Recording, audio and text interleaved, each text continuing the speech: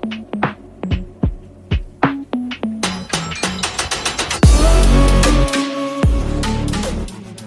Marvel fans, comic geeks, and all nerds in between. My name is Megan, and I'm here with another character breakdown of a mutant, of course. Usually I do episodes about underrated mutants, but I have had this episode about Jubilee.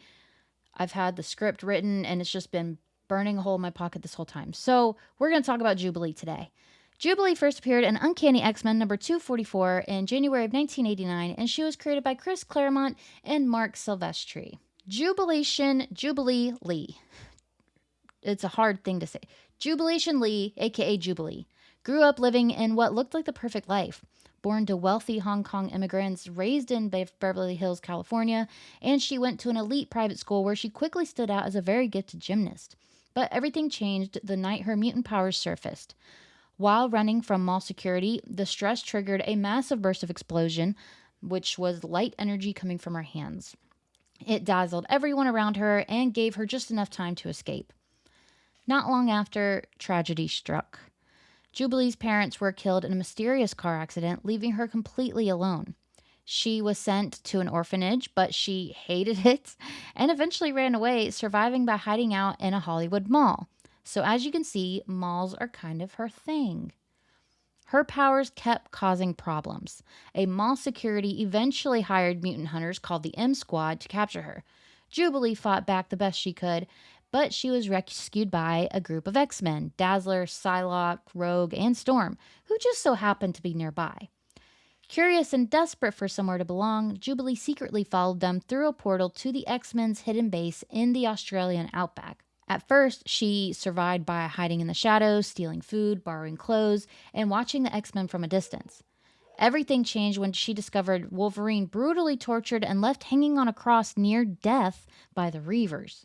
Jubilee freed him, helped nurse him back to health, and from that moment on, the two formed one of the strongest bonds in X-Men history.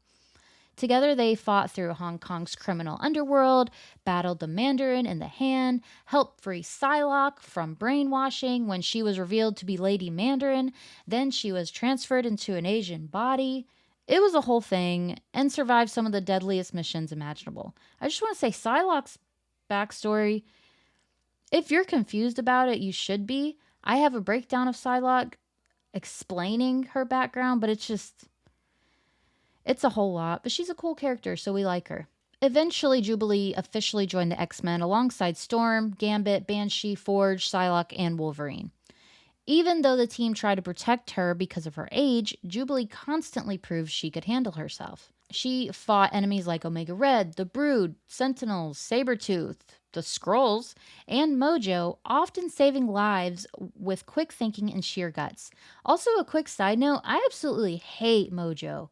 Like, it's not like he's a bad guy, I must dislike him, but more in a way that if he was on fire and I had a glass of water, I'd drink it while keeping direct eye contact with him. This has nothing to do with the episode. I just feel like I want people to know that. Anyways, her relationship with Wolverine became deeply personal. Part mentor, part father-daughter bond, giving them both something they desperately needed. Jubilee needed the guidance of a parent, and Wolverine needed the feeling of being a father to a child. The duo teamed up to fight Sabretooth, Omega Red, Sauron, Sentinels, and even sought revenge on Reno and Malachi, who Jubes believed had murdered her parents. Oh, Jubes. Over time, Jubilee became close to Professor X, Kitty Pryde, and Ileana Rasputina, who is magic, whose death from the legacy virus devastated her. She also endured Wolverine leaving the X-Men, terrifying accounts with Sabretooth inside the mansion, and the Phalanx crisis, where she teamed up with the unlikely allies like Emma Frost and even Sabretooth himself just to survive. Looking for a fresh start, Jubilee joined Generation X, a younger mutant team led by Banshee and Emma Frost. There, she became a leader in her own right, helping train younger mutants while fighting threats like Emplate, Bastion, Omega Red again, and Juggernaut. During Operation Zero Tolerance, she was kidnapped and tortured by Bastion, but still resisted giving up information on the X-Men. She even escaped on her own before eventually being rescued by Wolverine. One of the most personal moments in Jubilee's life came when she finally uncovered the truth about her parents' death. Tracking down their killer, who was Hunter Braun, she nearly lost control of her powers in rage, but ultimately chose not to kill him, but did make sure to destroy his operation instead and letting justice take its course. After Generation X disbanded, Jubilee tried to build a normal life in Los Angeles, briefly chasing acting before joining Banshee's X Corps. So she's been on she in her history, she's been on a whole bunch of teams. She's just been all over them, which is fine.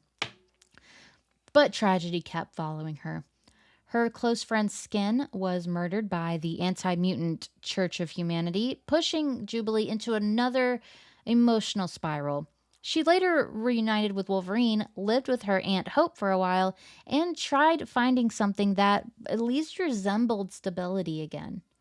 Then came House of M. Scarlet Witch's reality warp stripped Jubilee of her mutant powers entirely. Suddenly, she wasn't just struggling emotionally. She was no longer even considering herself a mutant. Still, she kept fighting, becoming a political activist, and later was invited by Night Thrasher to join the New Warriors under the identity Wondra, using advanced tech to stay in the game. Also depowered, Chamber also joined the New Warriors. As Wondra, Jubilee became tougher, more hardened, and stepped into a real leadership role as she became Night Thrasher's second in command while battling villains and surviving deadly missions that nearly destroyed the team. Eventually, Jubilee returned to the X-Men life just in time for another nightmare. She was infected with vampire blood during a vampire attack in San Francisco. Turned fully into a vampire by Dracula's son Xeris, Jubilee even helped lead an assault against the X-Men before eventually being freed from his control. She then joined the Forgiven, a group of vampires that taught her how to move past her constant need to feed on blood and also how to move during the day. Later, while trying to rebuild her life, Jubilee discovered a baby boy alone in Budapest. She named him Shogo and brought him back to the Jean Grey School, where she reunited with her X-Men teams, including principal members like Storm, Psylocke, Rachel Summers, Kitty Pryde, and Rogue. Jubilee was field leader when she and the X-Men teammates Pixie, Hellion, Mercury, Bling, Karima, and Cypher fought Sentinels on Santa Catalina Island. Sometime later, Storm informed her that the adoption papers had gone through, legally making Jubilee the mother of Shogo. Now, being a mother to Shogo, Jubes found a new purpose in life outside of fighting the end war. Even after becoming a mother to Shogo, Jubilee stepped into a mentor role at Xavier's, assuring Kitty Pryde she was ready to help guide the next generation of mutants. Helping her was Jono Starsmore, aka Chamber. You may remember him as her former teammate from Generation X and the New Warriors. The two reunited while dealing with a dangerous crisis involving Monet St. Croix, who had emerged with her brother Emplate, and secretly attacking students to drain their life energy. After driving her off, Jubilee and Chamber began patrols and enforcing curfews to protect the school, spending time together during these late night rounds, along with her caring for Shogo and the students, brought them very close, and the two eventually started a relationship. When Monet attacked again in broad daylight, she ripped away Jubilee's sunlight protection medallion and threw her from a window. Quentin Quire stepped up in the last second, sacrificing a fragment of the Phoenix Force to cure Jubilee's vampirism and restore her original mutant powers, allowing her to fight back and save her students. And just so we're all aware, this was like one of the only times Quentin Quire has done something kind without any selfishness attached to it. So let us live up on that. After all that, Jubes found herself in yet another strange situation. In Nate Gray's warped reality, where everyone was a mutant and relationships were basically forbidden, Jubilee worked for Department X, a mutant police force that hunted down love criminals. Things got complicated when Jubilee helped track down Luke and Nizumi Sen, only to discover Nizumi was pregnant. Something almost unheard of in that world, because remember, relationships are forbidden, and there are such things called love criminals. So Her being pregnant makes no sense.